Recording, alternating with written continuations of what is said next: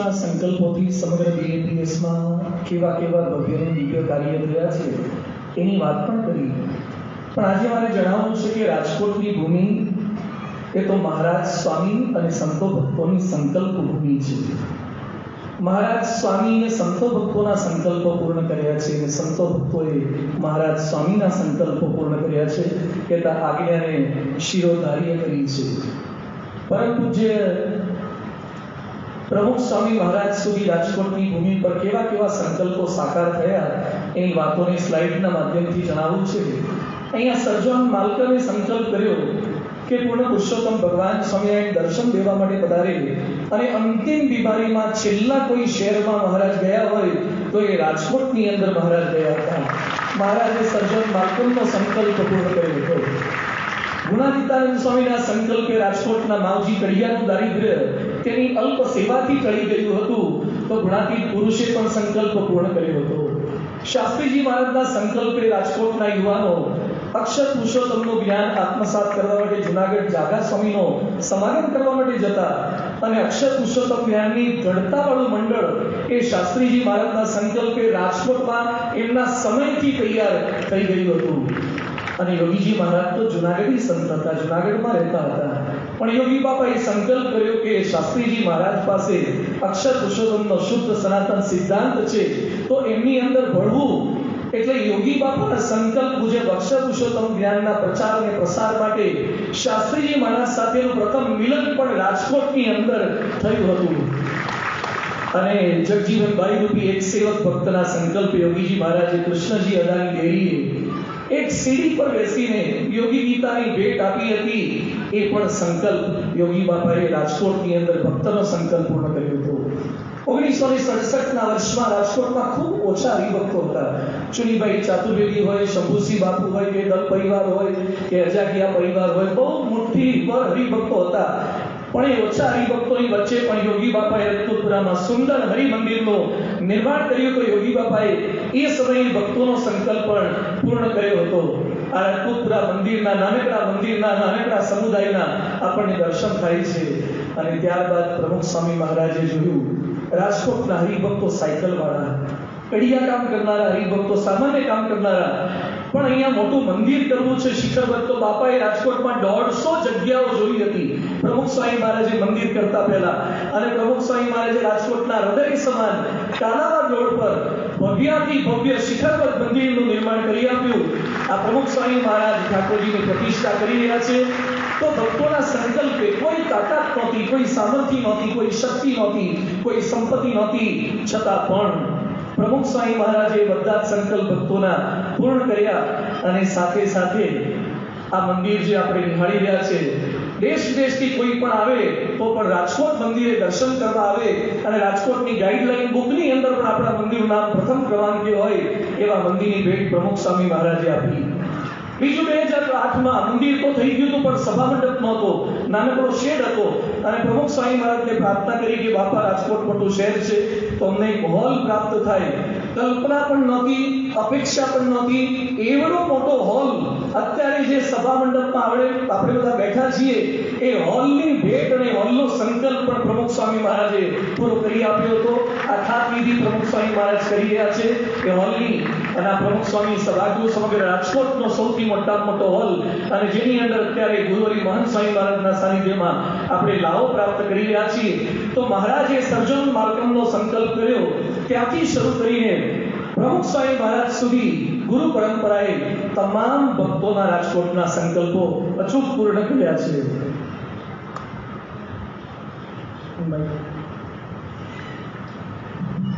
અરે સ્વામી ઉભા રહો. આ તો પરોક્ષ એટલે કે આ તો પ્રમુખ સ્વામી મહારાજ સુધીના સંકલ્પની વાત આવી, પણ પ્રત્યક્ષ ગુરુહરિના સંકલ્પે કઈ થયું છે કે નહીં એની તો વાત કરો. વાહ, બહુ સુંદર પ્રશ્ન પૂછ્યો. પ્રમુખ સ્વામી મહારાજે તો રાજકોટ માટે ઘણું કર્યું છે. આપણને લાગે કે મહંત સ્વામી મહારાજ તો હમણાં થોડા સમયથી, થોડા વર્ષોથી ગુરુપદે બિરાજ્યા, એમણે રાજકોટને શું ભેટ આપી હશે.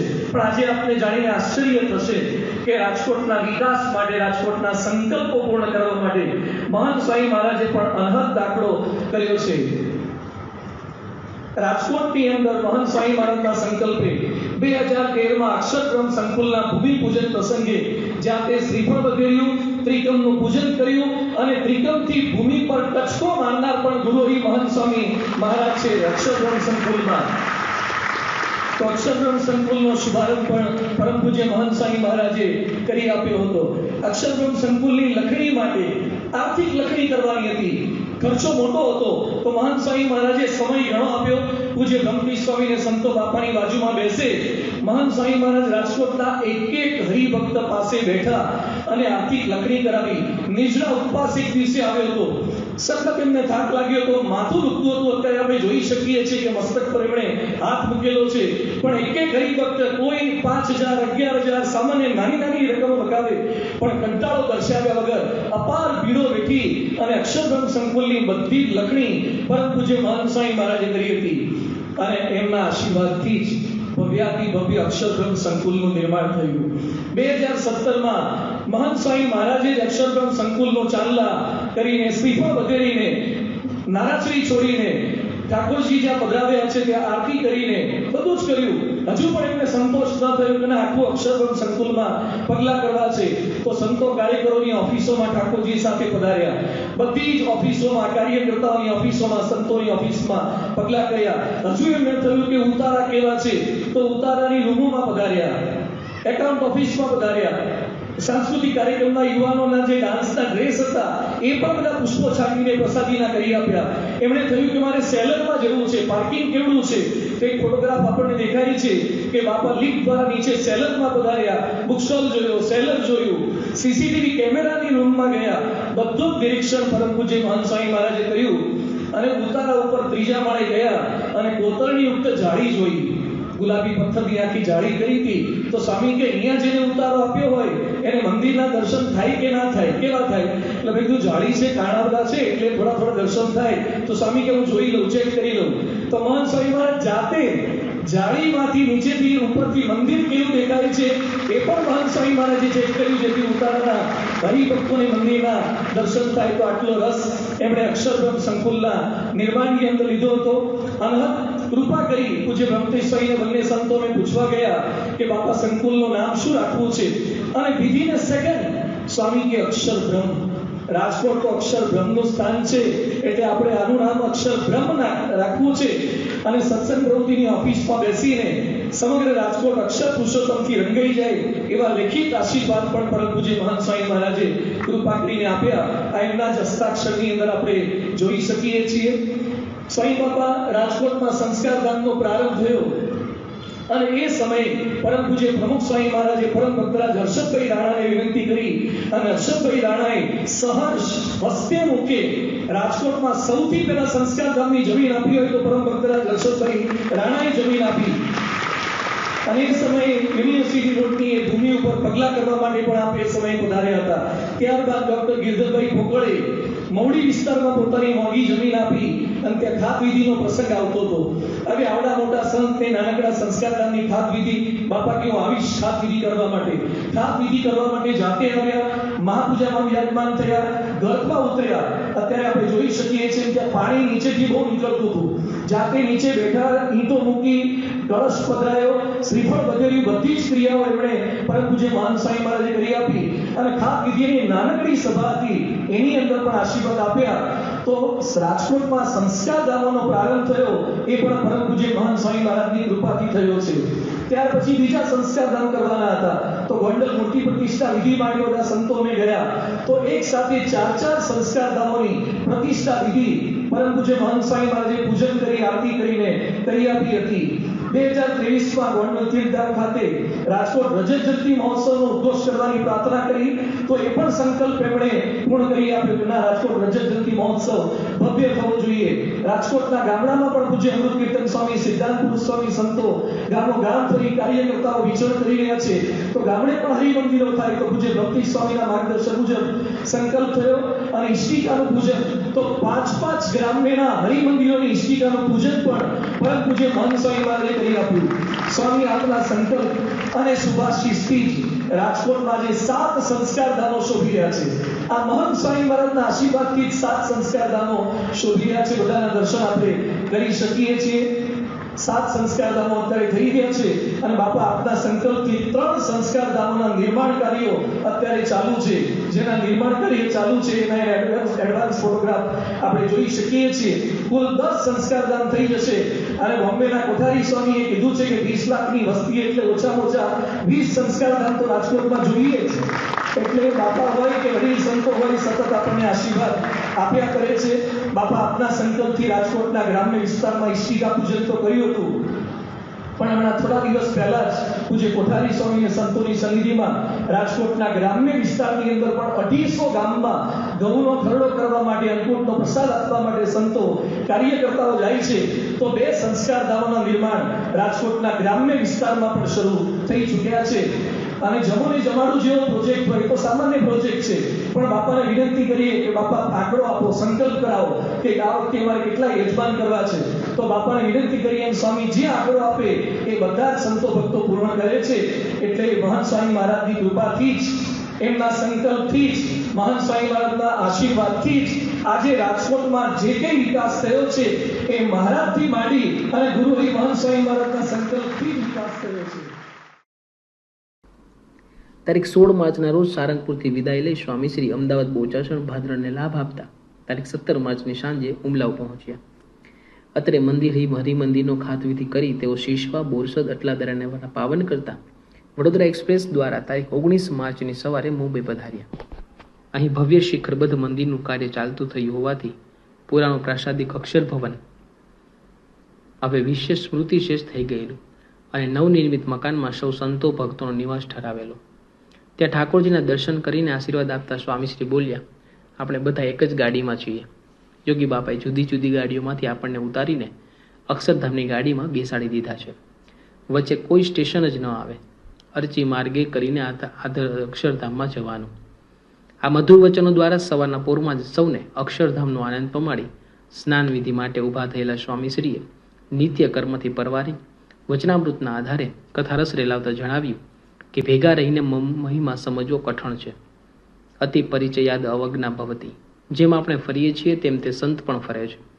આ ગામથી પેલા ગામ એમ રખડપટ્ટી કરે છે. જેમ આપણે આપણું ઘર ચલાવીએ છીએ તેમ તેઓનું આ સત્સંગનું મોટું ઘર છે તે તેઓ ચલાવે છે. એમ દેહ દર્શને પોતા જેવું લાગે.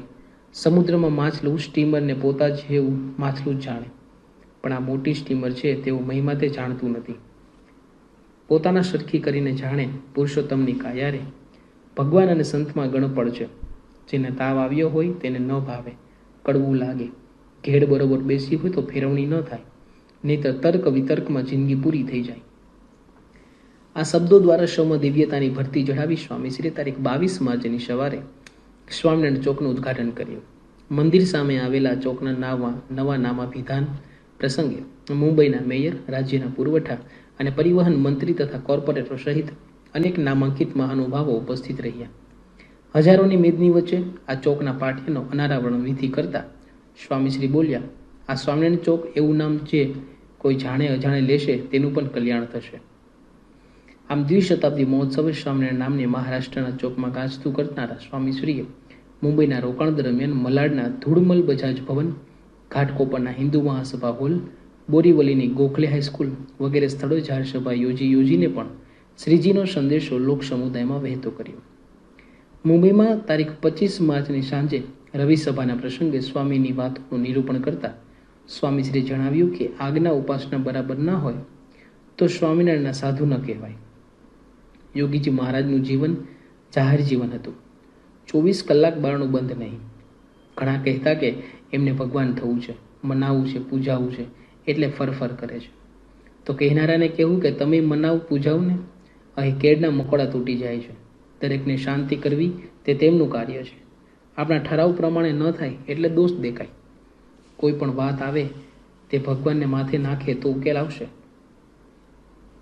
આજે સ્વામીશ્રીના મુખથી વિચરણની હાડમારીનો અલ્પ ઉલ્લેખ અનાયાસે થઈ ગયો. વધતી વય સાથે તેઓનો ભીડો પણ વધતો ચાલેલો.